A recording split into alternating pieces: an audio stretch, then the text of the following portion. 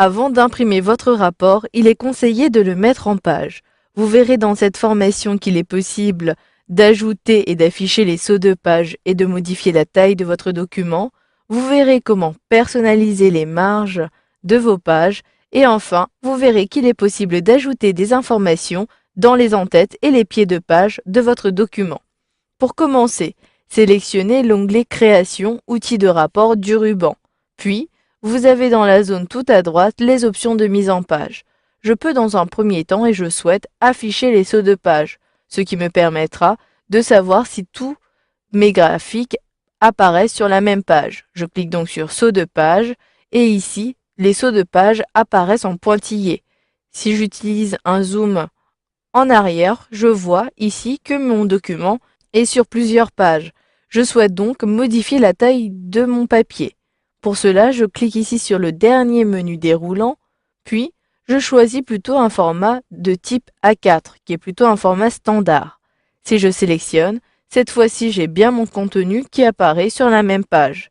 Par contre, j'ai ici mon tableau qui est coupé et je m'aperçois que l'orientation est plutôt paysage. Je souhaite plutôt essayer d'avoir une orientation portrait. Pour cela, je sélectionne la rubrique Orientation, puis je sélectionne Portrait. Je remarque la même chose, j'ai ici des éléments qui apparaissent sur d'autres pages.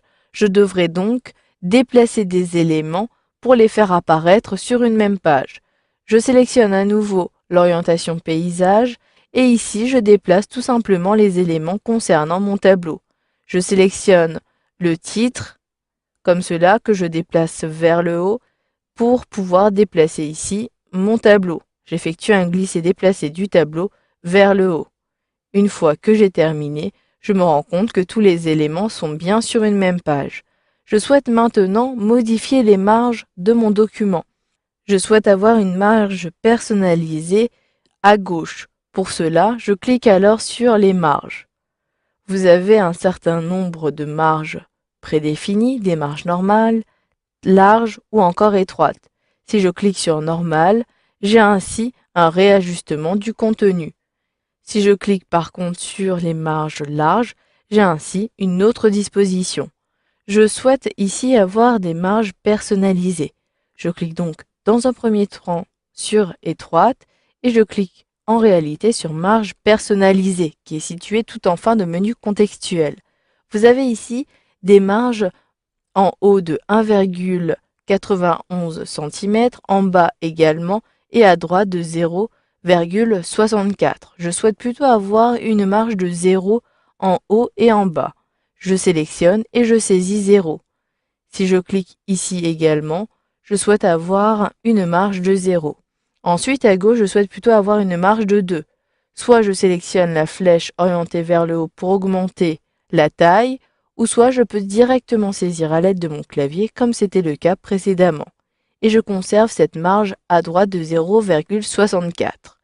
En dessous, vous pouvez décider d'avoir un encadrement sur chacune des pages ou au contraire de sélectionner aucune page pour ne pas encadrer la page. Une fois que vous avez terminé, cliquez sur OK pour valider. Si cela vous convient, vous pouvez garder cet aperçu, mais vous pouvez également, depuis toujours les marges personnalisées, avoir un aperçu de votre document en cliquant sur Aperçu. Ainsi, cela génère un aperçu que vous pouvez voir directement depuis le menu Fichier dans la zone Impression. En réalité, il s'agit des mêmes options que vous pouvez retrouver ici, mise en page. Si je clique, effectivement, je retrouve les mêmes options que je viens de modifier, les marges. Je souhaite donc ici modifier maintenant les en-têtes et pieds de page. Je souhaite ajouter des informations lors de l'impression du document. Je clique sur l'onglet en-tête et je souhaite avoir les éléments du document. Vous pouvez choisir l'emplacement dans l'en-tête, soit à gauche, au centre ou à droite. Ici, je souhaite avoir des informations au centre, je conserve donc cet onglet. Puis, vous pouvez soit ajouter des informations prédéfinies, telles qu'ici, vous pouvez ajouter le nombre total de pages, ici la date actuelle, vous pouvez ajouter l'heure et même ajouter des images. Vous pouvez même retrouver des champs depuis ce menu-ci. Si je souhaite avoir le nom du fichier, il me suffit de sélectionner le titre du projet. Je clique ici sur Titre du projet, puis je sélectionne Ajouter. Le titre a été automatiquement ajouté, j'en ai un aperçu au-dessus. Vous pouvez ainsi de suite ajouter soit des éléments d'ordre général ou des champs de project dans ce menu-ci.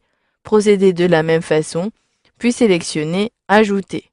Maintenant que j'ai ajouté toutes mes en-têtes, je peux sélectionner Pied de page et procéder de la même façon pour ajouter des informations, notamment les éléments de numérotation de page. Mais comme ici j'ai uniquement une page, il me suffit de cliquer sur OK pour valider. Toutes les modifications ont été apportées et si je clique sur le plus ici, je me rends compte que j'ai bien les éléments dans l'en-tête.